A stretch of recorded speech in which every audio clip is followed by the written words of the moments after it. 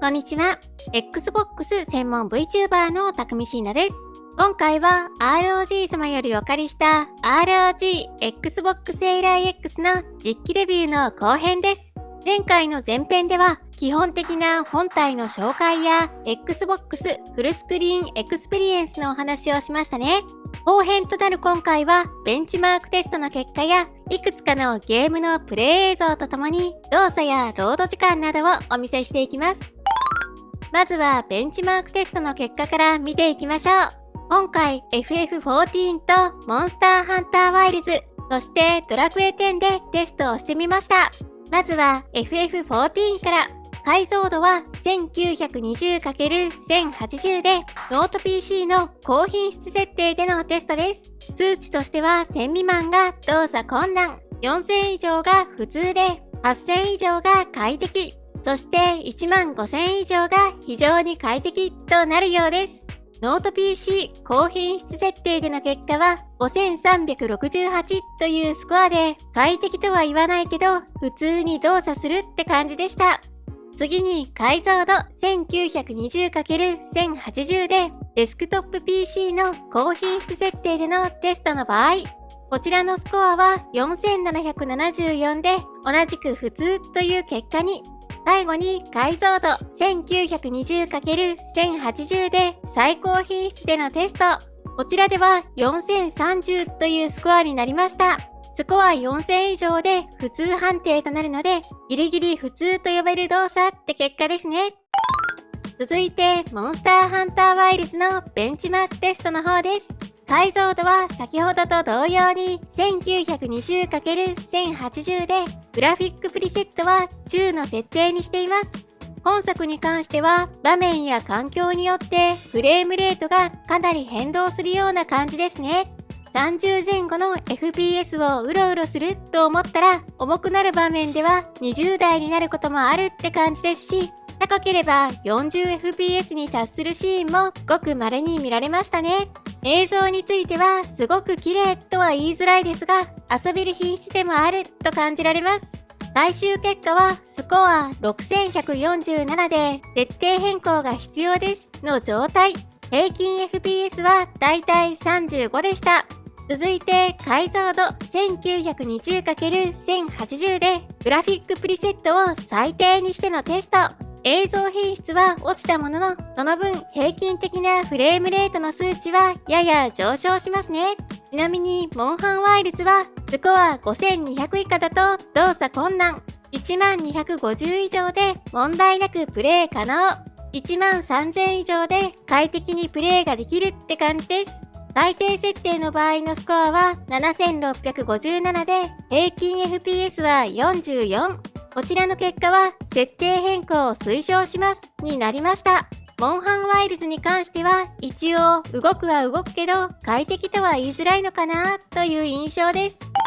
最後にドラクエ10。解像度は 1920×1080 で最高品質でのテストを行っています。本作に関してはゲーム自体が軽めなのもあって最高品質でも滑らかに動作している感じですね。結果としてはスコア9046でとても快適という結果になりました。なのでドラクエ10は最高品質でとても快適に、FF14 は最高品質で普通くらいの動作、モンハンワイルズは最低品質で動くには動くって結果となっています。ここからは実際のゲームプレイ映像とともにご紹介していきますね。まずはドラクエ3リメイク。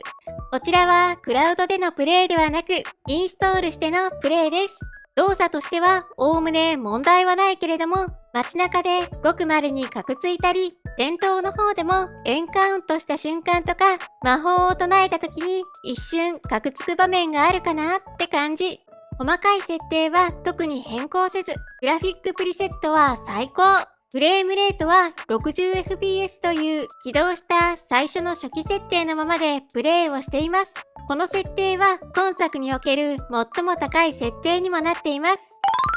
次にフォルツァホライゾン5。こちらもクラウドやリモートプレイではなく本機にインストールをしてのプレイです。グラフィックプリセットは初期状態で高の設定だったので、その設定で起動しています。こちらは最低からエクストリームまで6段階の設定があるうちの4つ目に位置する設定になっています。映像は美麗だし、フレームレートも滑らかだけど、本作でもプレイ中、稀にカクつきを感じるなっていう印象です。ここの新しい掘り出し物情報が出てくる場面は特にわかりやすいですね。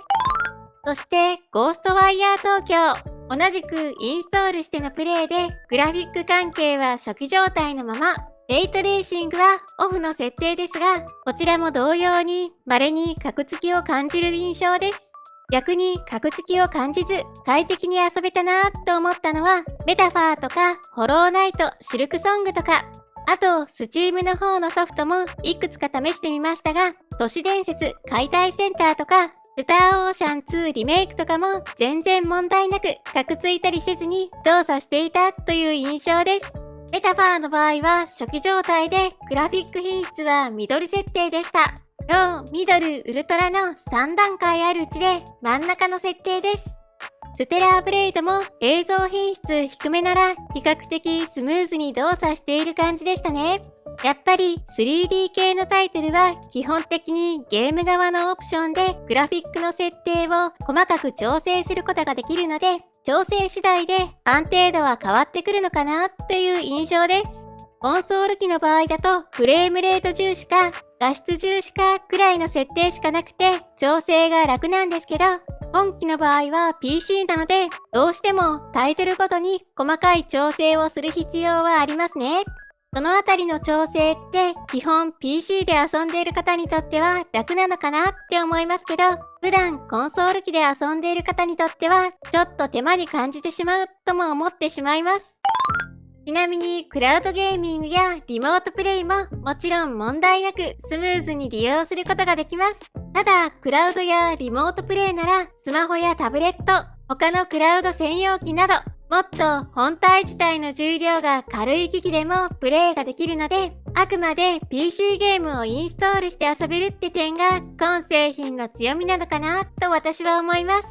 そしてバッテリーの持続時間についてですが、いくつかのゲームをプレイしてだいたい3時間半から4時間くらい持つかなってくらいでした。今回触っていて個人的にすごくいいなと感じたのは排熱と音ですね。本体は長時間遊んでも熱くなりませんし、ファンの音も気になりません。このあたりは本当に優秀でとっても素晴らしいです。あとディスプレイはすごく鮮明ですし、音質もとてもいいです。気になった点としては、こちらも個人的にですが、握りやすい形状ではあるけど、ずっしり重いなとは感じます。あと、本体サイズに対して画面サイズがやや小さめなのが残念かな。そしてゲームの起動時間とかロード時間などは Xbox シリーズ X や S と比較してしまうと時間がかかります。